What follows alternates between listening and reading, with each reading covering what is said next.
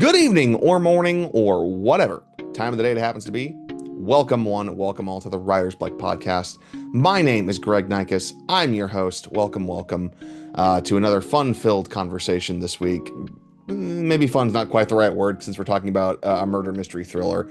But I had the pleasure this week of sitting down with thriller and mystery and spooky times writer Lisa Gardner to talk about her latest book, You'll Be Sorry. We'll discuss why she decided to step away from her established series and characters in favor of something brand new, what goes into making a book's setting feel just as real as its cast, her thoughts on staying creatively inspired after 35 years as a professional novelist, and so much more. If you guys are enjoying the Writer's Bleck podcast, please consider leaving us a review over on Spotify, Apple Podcast, YouTube, or your podcasting platform of choice. Follow along with us over on social media. We are at Writer's Bleck Pod on Instagram, TikTok, YouTube, and Facebook. And if you want to get involved in the upcoming episodes of the show, please consider sending an email to writersbleckpod@gmail.com. We'd love to hear from you, talk about your project, have all kinds of fun and games, and just have a lovely time, I guess. That's the takeaway here. I got through that really quickly today, didn't I? I think I got through that quickly. All the rigmarole, all the cahoots, all the nonsense. So I guess we can just dive in with the episode this week. We can just get into our conversation with Lisa Gardner. Hope you all enjoy. And here we go.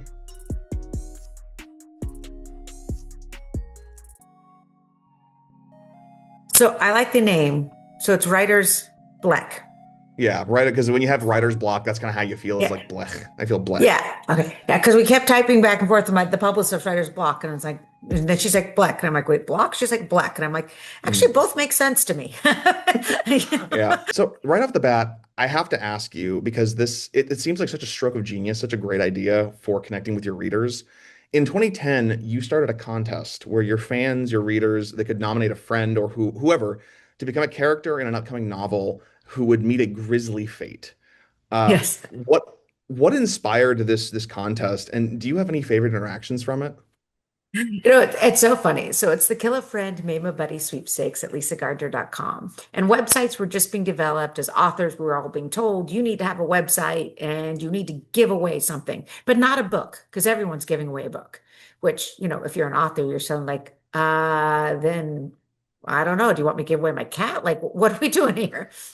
And when I had written my very first thriller back in 1998, I mean, it was kind of an inside joke, but I possibly killed off in the serial killer book, The Perfect Husband, many people who bore the name of bosses that had not been kind to me.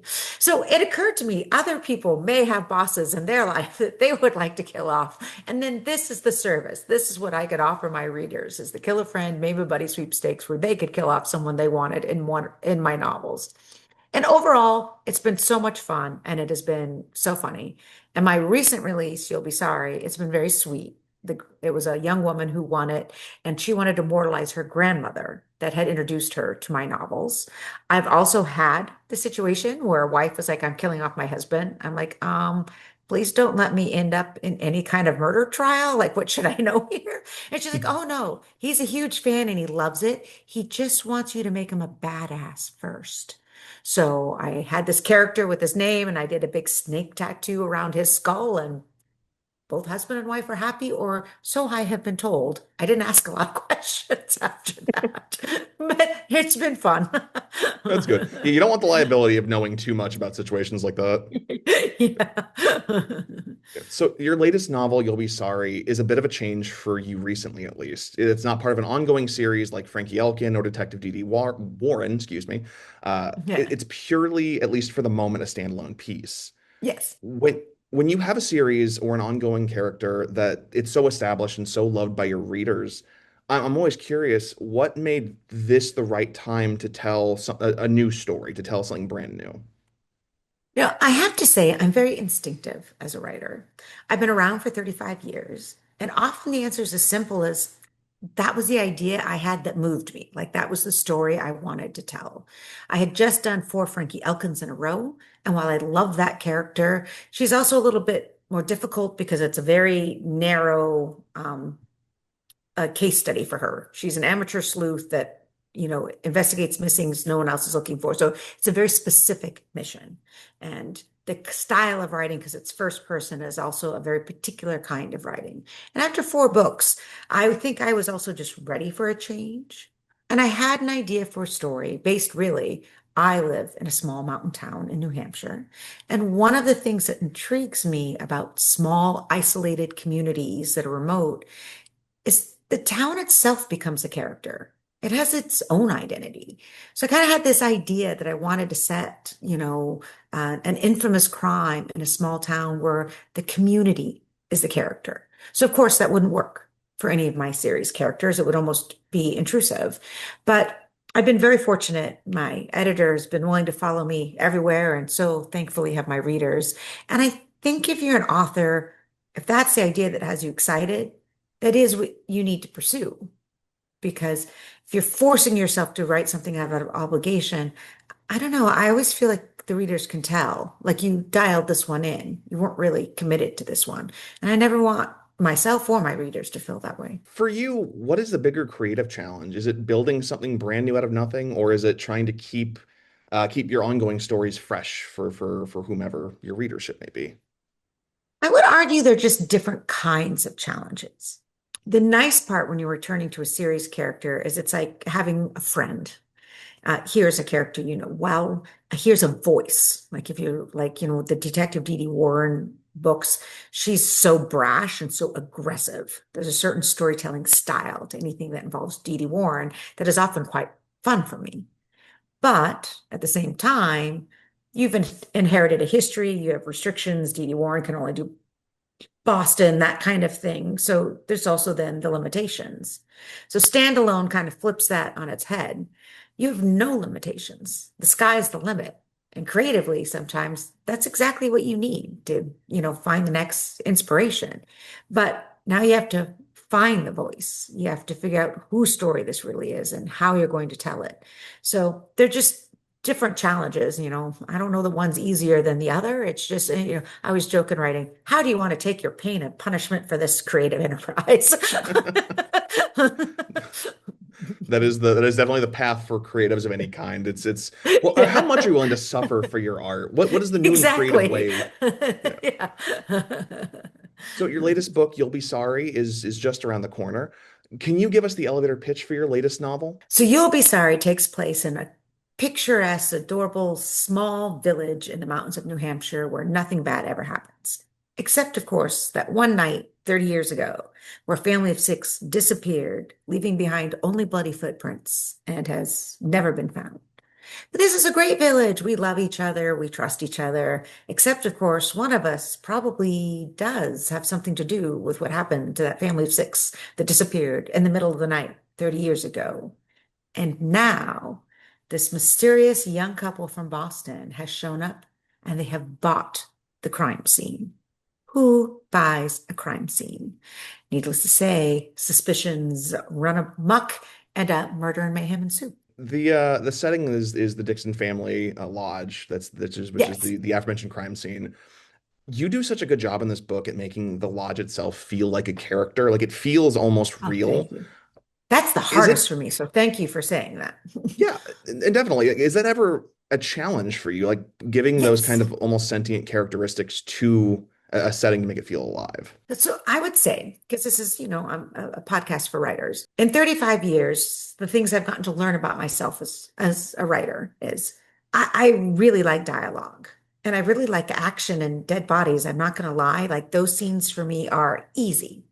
And characters' voices come to me somewhat organically, but world building, location, descriptions, I generally have to work really hard. Like those are going to be the 3 paragraphs to the, intro that I'm going to spend more time on than like, maybe a 50-page action scene later.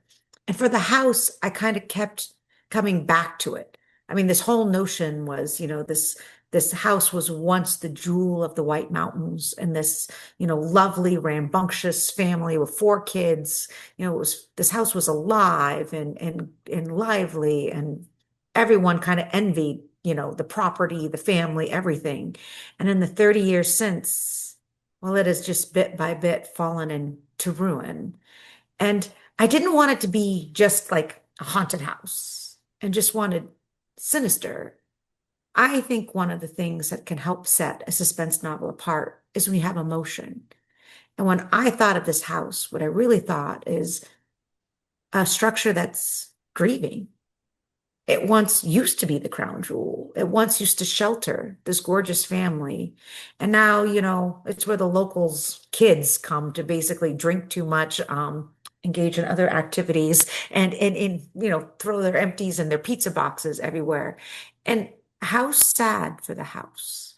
So once I kind of honed in on that, there's an emotional element, even for the house, that kind of helped me find my way there. But yeah, I had to work really hard on those. So thank you that you liked it.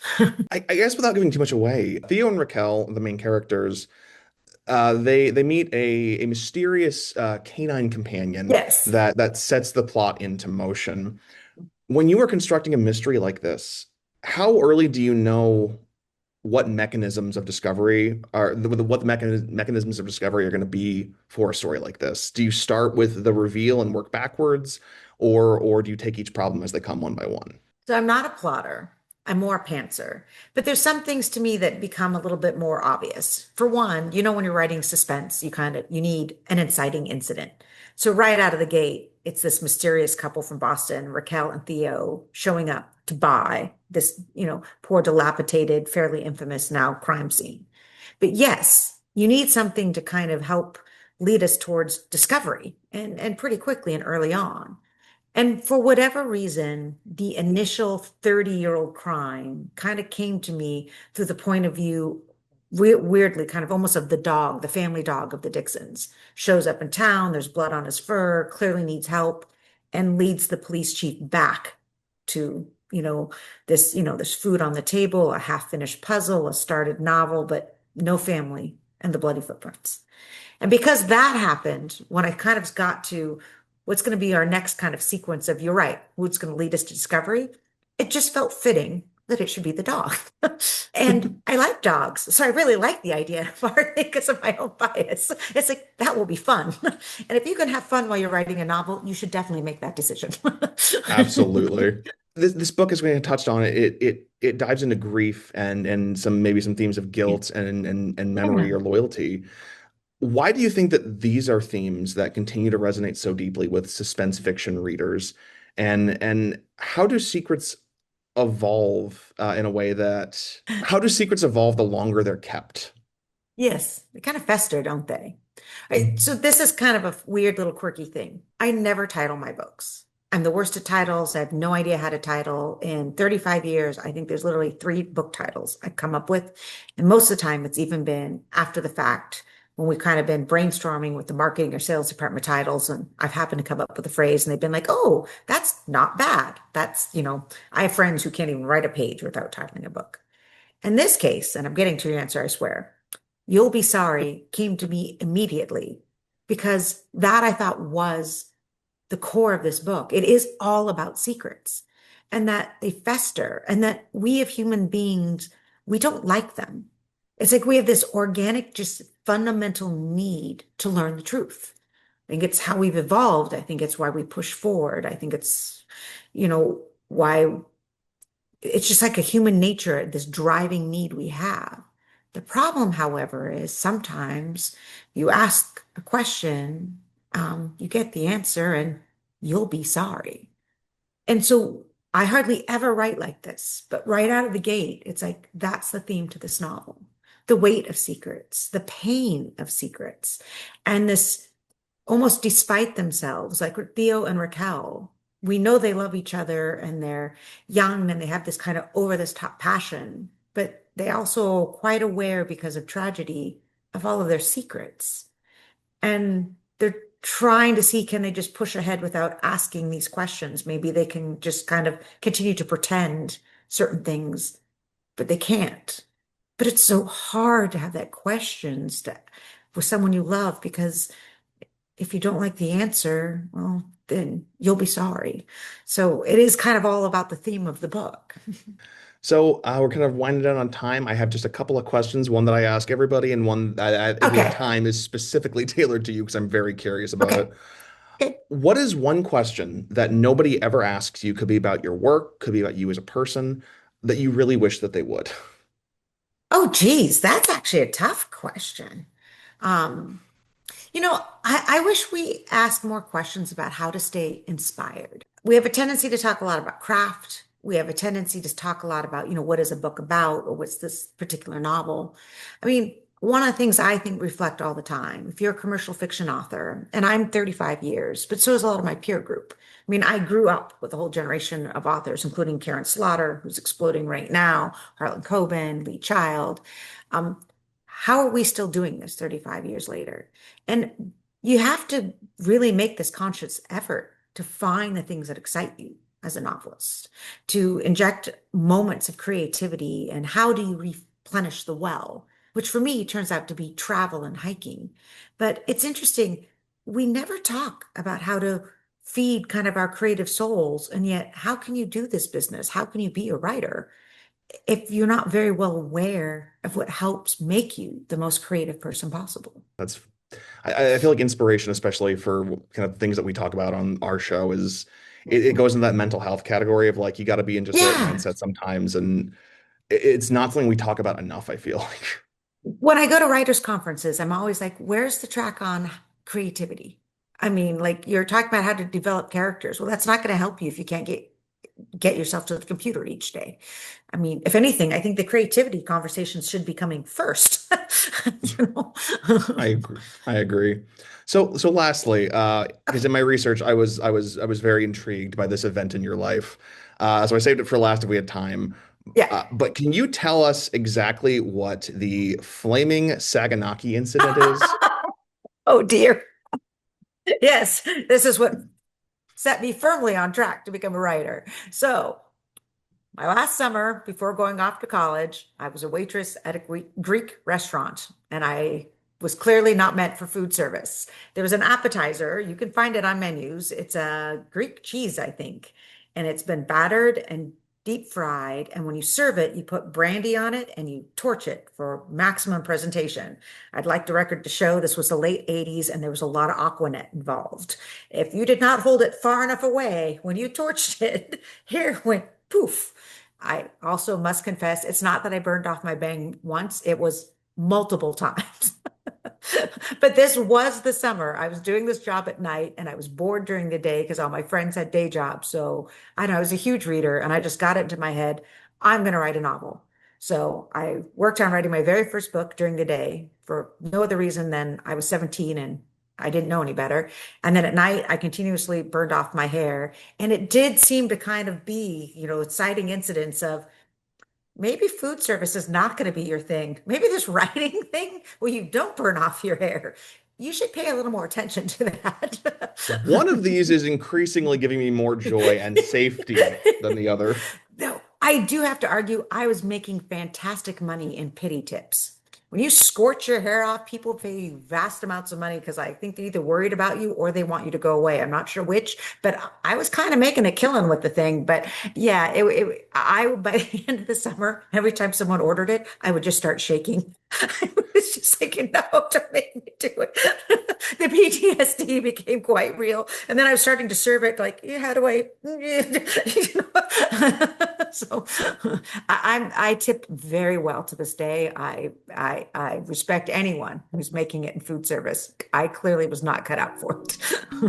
I think that's some of the best advice that we've gotten on the show is you get the bigger tips if you endanger yourself. So I like That's I like where right. the I love it. Lisa, thank you so much for joining us on the podcast Oh, today. thank you.